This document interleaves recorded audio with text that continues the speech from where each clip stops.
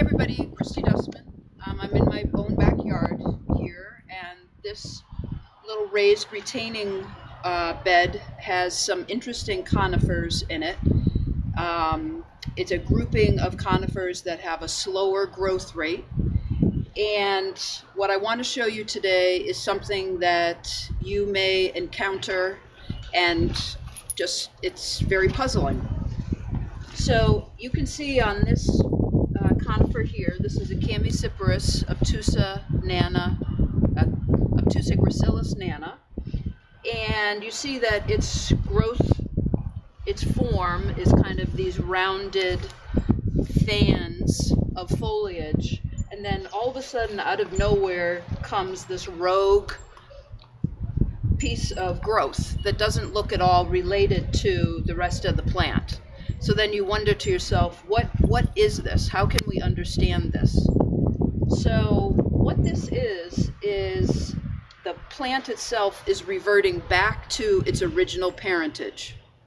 So if you think about how dwarf and interesting and unusual plants are created, some farmer person or nursery person may have planted out in the field, say, hundreds of the original Conifer obtusa gracilis, lots and lots and lots of them in a row, and happened to notice that on one of them, maybe on one of the limbs, there, instead of it looking like this, it looked like this. Much less growth for the year, and a different kind of a shape to the fronding. So what that is a genetic abnormality on the end of that branch, and the nursery person has an option. They can say, that's really weird, I'm going to throw it out, or they could say to themselves, wow, I wonder if this interesting growth at the end of this plant, if I could cut it off and propagate it and see if the genetic abnormality remains stable, meaning is it just something related to the weather or one particular year, or year after year, does the new growth of this new plant that we've just made, is it still resembling this year after year? So are the genetics stable on the mutation?